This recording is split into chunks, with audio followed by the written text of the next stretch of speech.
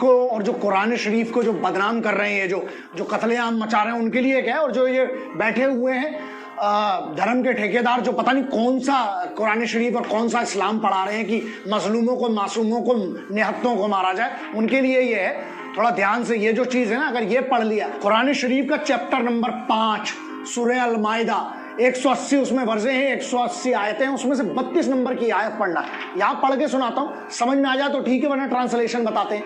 हो सकता है मेरे तलफ़्फ़ुज़ गलत हो सकता है मेरी बात गलत हो, मेरी जुबान उतनी साफ नहीं हो सकती, because Arabic is not my first language, लेकिन मैं कोशिश कर रहा हूँ क्योंकि कठिन काम की कोशिश है। ठीक है, बिस्मिल्लाहिर्रहमानिर्रहीम। मिन अजली जालिका कतब्बना अला बनी इज़राइला अन्नाहु मन कतला नफ्सा बी गैरी नफ्सिन औ फसादीन फिल अर्दी फ़का अन्नमा कतलन नासा जमीयन वमन अहिया फ़कन्नमा अहियन नासा जमिया वलाकद जातुम रसूलन्नाह बिल बैनाती सुम्मा इन्ना कसीरन मिनहुम बादा जालिका फिल अर्दी लामुसरिफून। या तो ये गलत है, मतलब जो कुरान में लिखा है वो गलत है, या इनको जो पढ़ाया जा रहा है ये कुरान गलत है। ये उन मुस्लिम भाइयों के लिए, तुम्हें सोचना है, मुझे नहीं सोचना है ये बात कि क्या तुम गलत पढ़ाए जा रहे हो, बरगलाए जा रहे हो। धर्म के नाम पे कौन सा लिखा है भाई? जिस धर्म में पानी पिलाना भी सबब का काम है, वो धर्म कहां से बोल देगा कि किसी का गला काट दो मजलूमों। आइए बंधु, मैं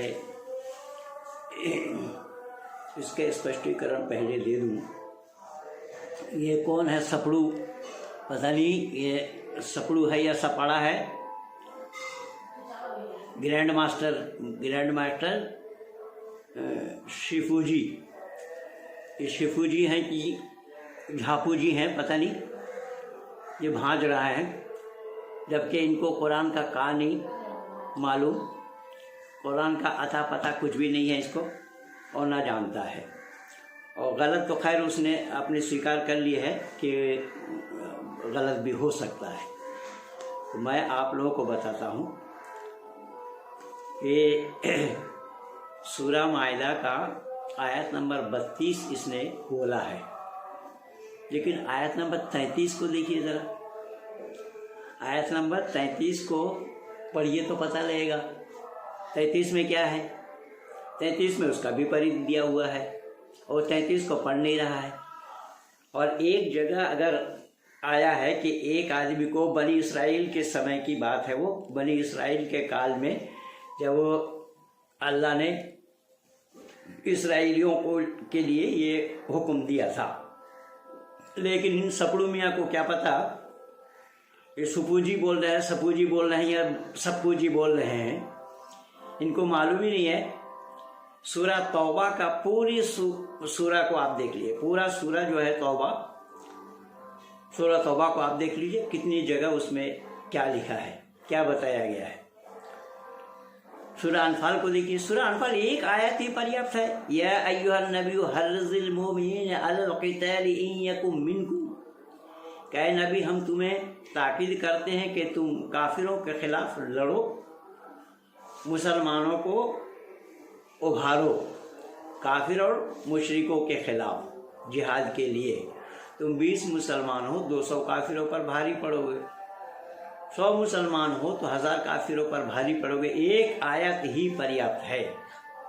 और ऐसी आयत कितनी हैं कुरान में, इस सपूजी को मालूम नहीं है, सपूजी को।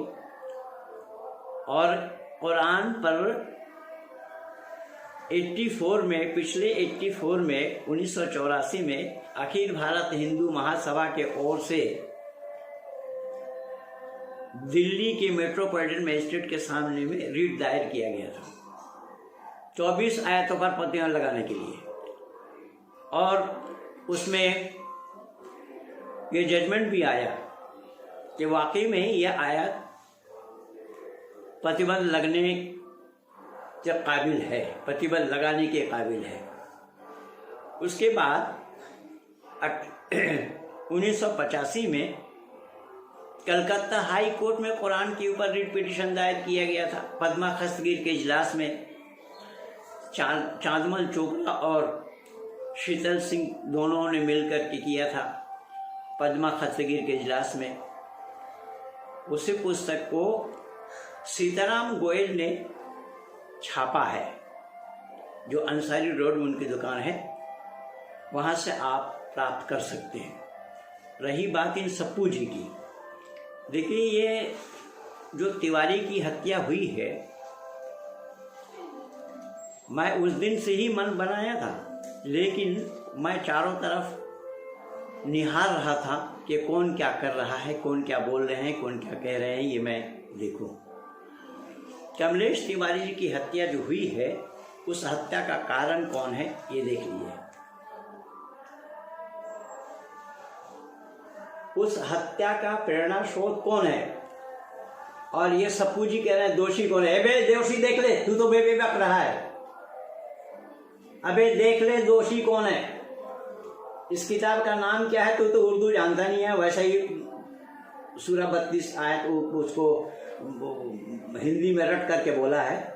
देख ले, अगर आंख है, पढ़ना जानता है, पढ़ना आता है तो देख ले ये क्या है। इस किताब का नाम है गुस्ताखे रसूल। इस किताब का नाम है गुस्ताखे रसूल, यानी रसूल के ऊपर जो कोई बात करे तो वो इस्लाम के नज़र में वो दोषी है। केवल दोषी नहीं, वाजिबुल कत्ल है। ये ले, ये गुस्ताखे रसूल ले। पढ़ना आता है सप्पू जी तुझे? अरे पढ़ना आता है तुझे? पढ़ना आता है तो पढ़ ले।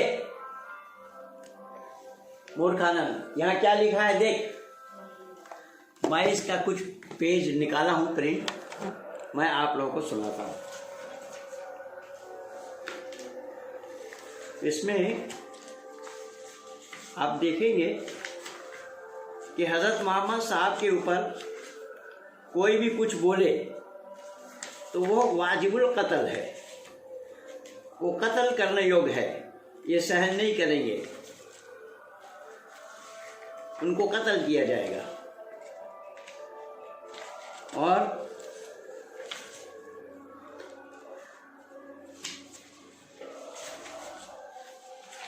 देखिए क्या है, तौहीन रिसालत उम्मत मसला के लिए नाकाबिल बर्दाश्त। ये नाकाबिल बर्दाश्त इस इस्लाम के लिए बताए जा रहे हैं।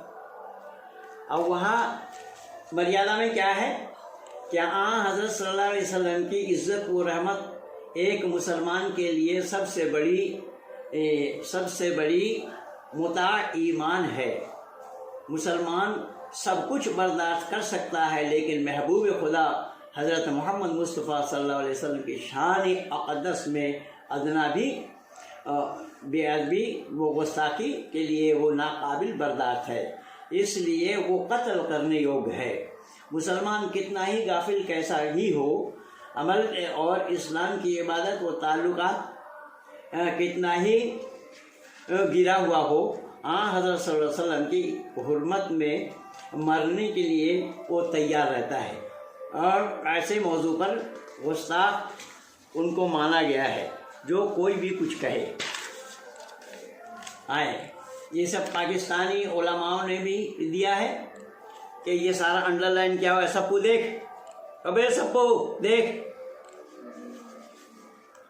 गुस्ताख रसूल कुरान की नज़र में, कुरान करीम में यही बताया गया है कि मौज़न रसूल दुनिया व आखिरत में खुदा ताला फरमाते हैं मलाउन है, और वो दोनों जहान के में से इसलिए रिस्वा कुन अज़ाब है। इन्नल लज़ीना यूज़ूना अल्लाह व रसूलहु लअनतुल्लाह फिल दुनिया वल आखिरत व अअद्द लहुम अज़ाबन मुहीना। सूरह अहज़ाब आयत नंबर 57।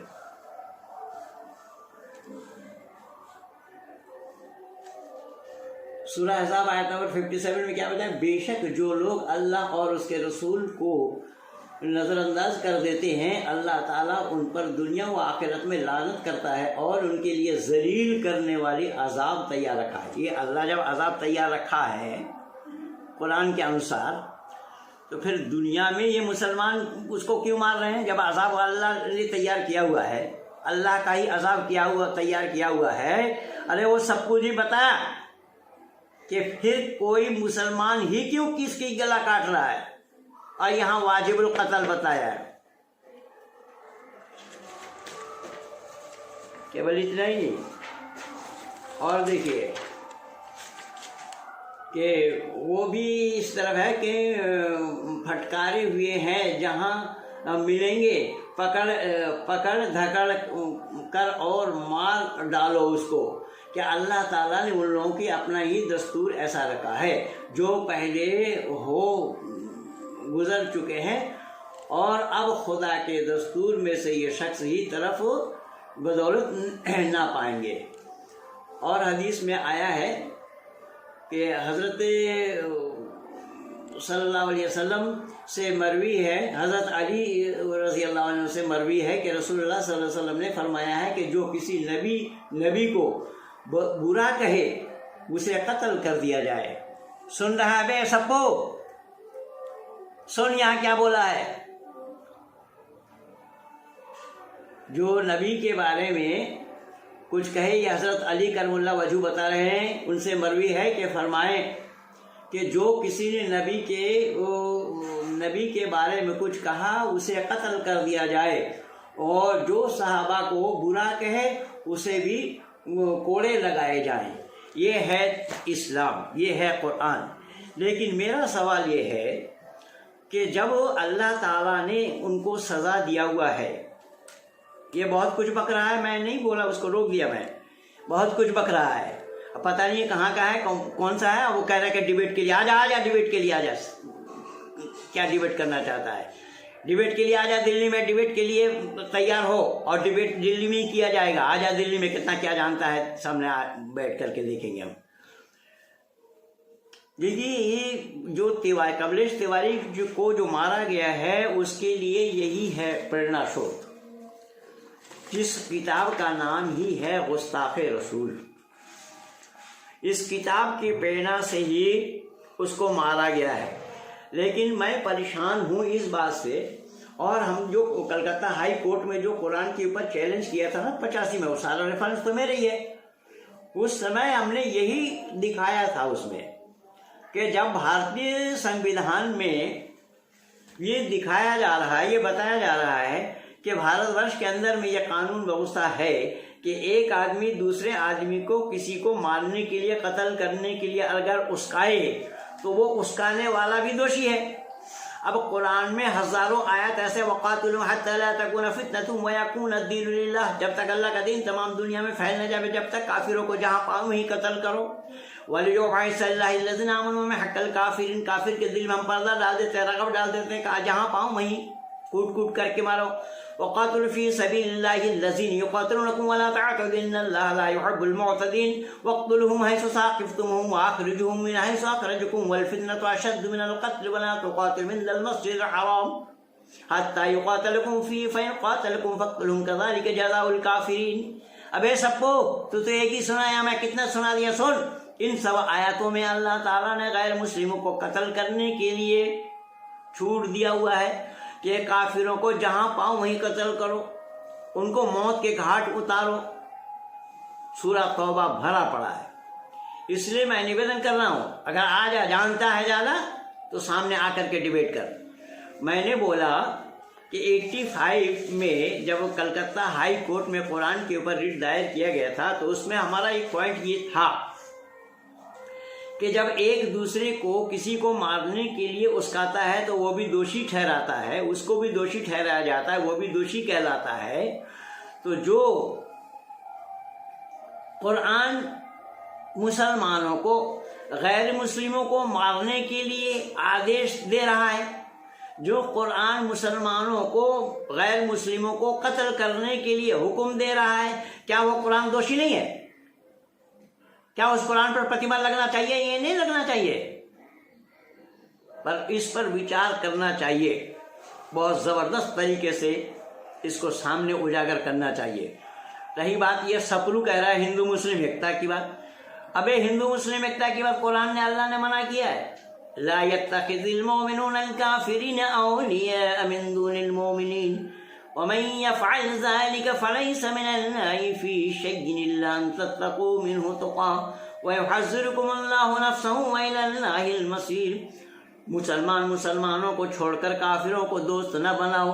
अगर तुम काफिरों को दोस्त बनाते हो तो मैं अल्लाह ताला तुमसे दोस्ती नहीं रखता।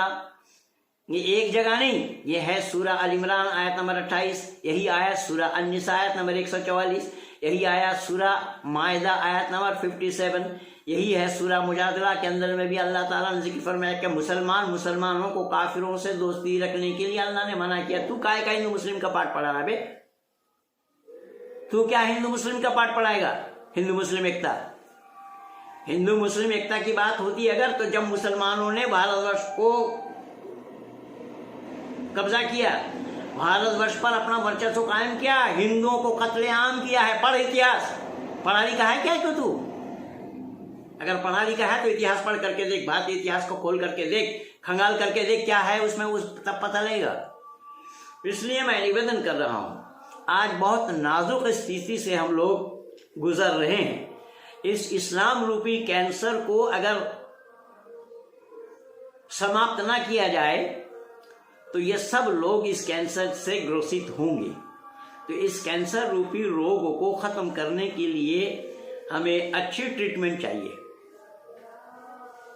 अच्छी चिकित्सा चाहिए, बहुत ढंग का चिकित्सा होना चाहिए, और ढंग का चिकित्सा हो तभी इस कैंसर को दूर किया जा सकता है। अब वो मुसलमान कौन है देखिए, अभी मैं लिख रहा था ये सूरा आराफ का, हजरत मूसा नाम के पैगंबर, जो मूसा उसके पास एक छड़ी है, उस छड़ी को फेंक देता है, वो अजदहा सांप बन जाता है। और छड़ी का सांप बनना क्यों और कैसा संभव है? कौन साइंटिस्ट इसको मान लेगा? कौन विज्ञान के जानकार इसको सही और सच मानेंगे? पर इसको सच मानने वाला मुसलमान होगा, ईमानदार कहलाएगा वो, और इसको जो अविश्वास करे वो है बेईमान। ये है अल्लाह। अल्लाह को भी अकल नाम की कोई चीज नहीं है। मैं निवेदन कर रहा हूं, केवल इतना ही नहीं, वो जादूगरी का खेल वहां पर वो दिखा रहा है फिरौन के साथ, जादू का खेल, और अल्लाह ने इसको मुहैया कराया है। केवल इतना ही, जब पानी तलब किया उनके साथियों ने, तो अल्लाह ने कहा कि तुम अपना छड़ी उस पत्थर पर मारो। उस छड़ी पत्थर पर मारने से 12 चश्मा जारी हो गया। यही सब गप है कि नहीं है? इन गप को, अंधविश्वास को जो मानता है वो ईमानदार कहलाता है, वो मुसलमान कहलाता है, और इस पर जो संदेह करता है, इसको जो गप मानता है, वो अल्लाह के नजदीक वो बेईमान। ये है तमाशा कुल मिला करके। तो इस्लाम पूरा अंधविश्वास का नाम इस्लाम है, ब्लाइंडनेस का नाम इस्लाम है। या जितने भी मजहब हैं, सभी मजहब में ये ब्लाइंडनेस है, लेकिन सत्य सनातन वैदिक धर्म में ब्लाइंडनेस का कोई सवाल ही पैदा नहीं हुआ। यस तर्के अनुसंधान तो सधर्म वेद ने तारा, हर बात को तर्क के कसौटी पर कसो, जवाब दे तो मानना, जवाब ना दे तो मत मानना। इसीलिए मैंने 2 टूक में ये बात आप लोगों तक पहुंचाना उचित समझा। कई लोगों ने बनाया है भाई रौनक, जो एक हास्य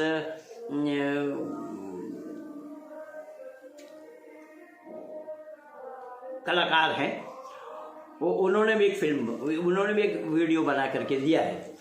लेकिन आश्चर्य की बात यह है कि कमलेश तिवारी के मरे हुए इतने दिन हो गए कि कौन सा मुसलमान आकर के उसका विरोध किया कि हाँ कातिल का विरोध किया। जो अगर यही जो ये सप्पू कह रहा है, ये सप्पू अगर किसी मुसलमान से कहलवा देता तब ना बात बनती। किसी मुसलमान ने बोला है क्या कि एक व्यक्ति का कत्ल करना संपूर्ण मानवता का कत्ल है? किसी मुसलमान ने बोला है?